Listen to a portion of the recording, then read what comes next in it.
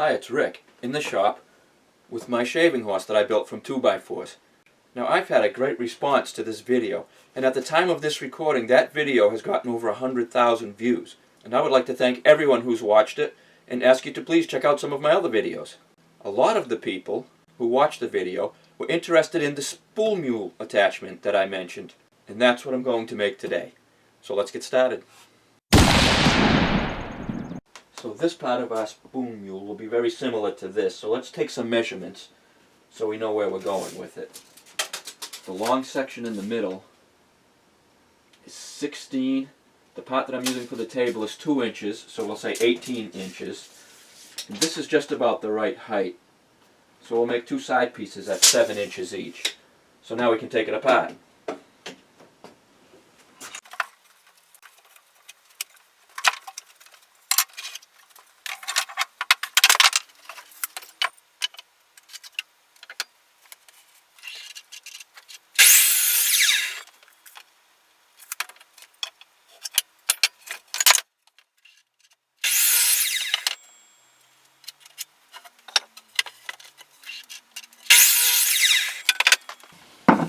So these pieces are the main pieces that we'll need to make up the spool mule attachment, along with this piece of 2x10, rough cut 2x10.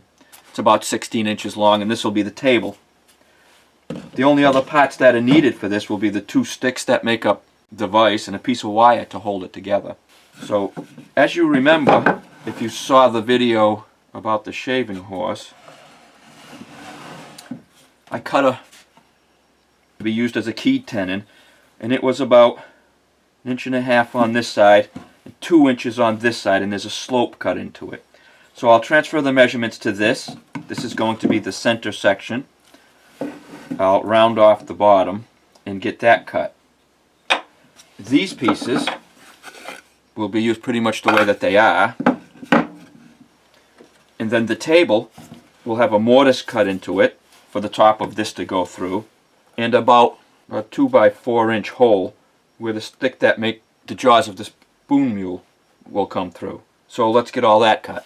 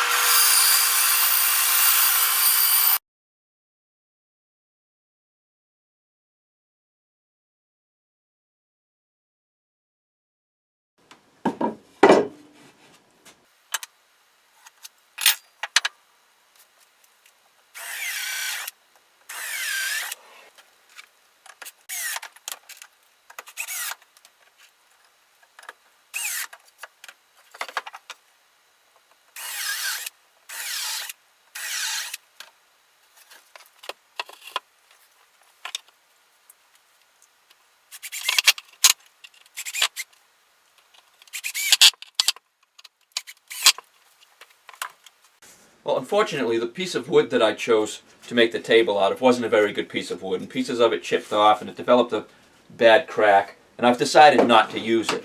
What I have done is I made the table out of a piece of 2x6, which maybe I should have done from the beginning. The only difference is this slot is 3.5 inches instead of 4. And on the back side, I measured in 1/2 inch from either side of this slot, and using a chisel, I cut some angles into the wood, go up about halfway into the slot. And that'll give the levers that go in there to make the vise a little more room. Now you might need to experiment with this a little bit to get it just right. So don't screw this down until you've got this figured out. Now I cut this along with the sticks that are going to be the levers for the spoon mule at the same time, and unfortunately I've lost that recording. But it's just me ripping some wood and some very basic things that I'm going to show you right now. So let's start by putting this on the spoon mule.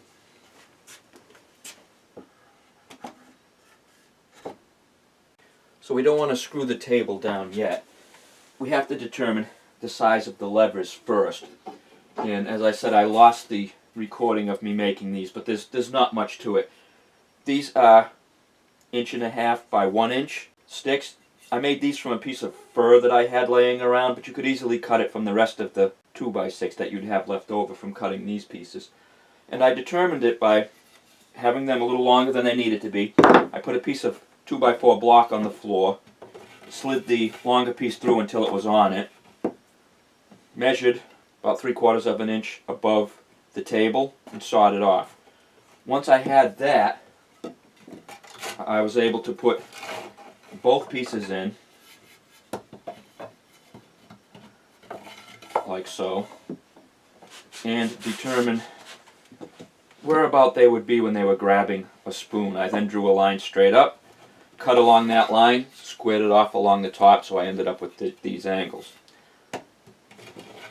Then, I wanted this to set only about 1/2 inch when it was closed above the table, so that I'd be able to work on the top of a spoon or something and not hit the top of these levers. So I set it there, and then I marked where I wanted the holes to be in the lever, and I drilled them out. I also put, if you'll notice, a second hole about 1/2 inch lower than that, so that if I want to,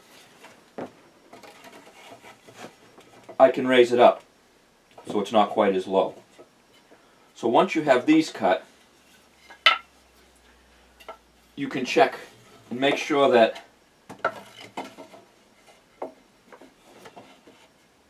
everything is going to work properly.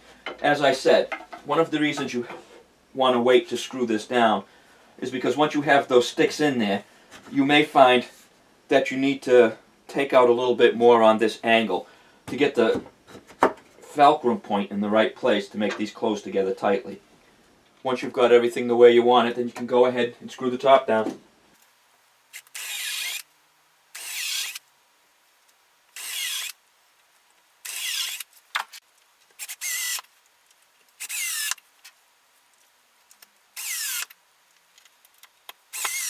So now we just need to take a piece of wire and attach the levers. In this case, I'm just using a piece of old coat hanger.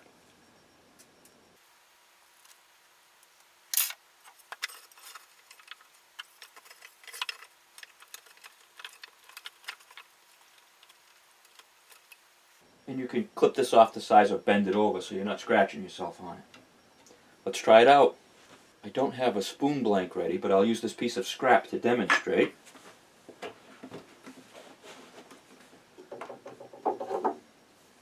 Now as you can see, this holds this very securely. And I'm not putting any pressure against these levers. Once I have them where I want them, my feet are just resting on the floor. And because it's such a long lever, and such a short distance after the fulcrum point, it holds this very, very tightly.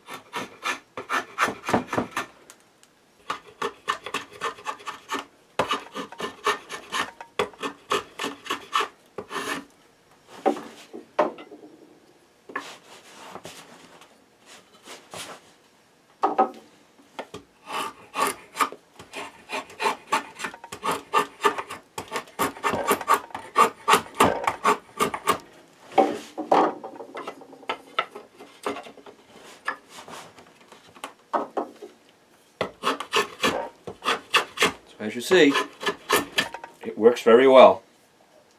So here it is, the spoon mule attachment that goes on our 2x4 shaving horse base, made completely of dimensional lumber. It's a pretty simple mechanism, and as I said, the hardest part is getting the fulcrum point in the right spot so that the levers work correctly.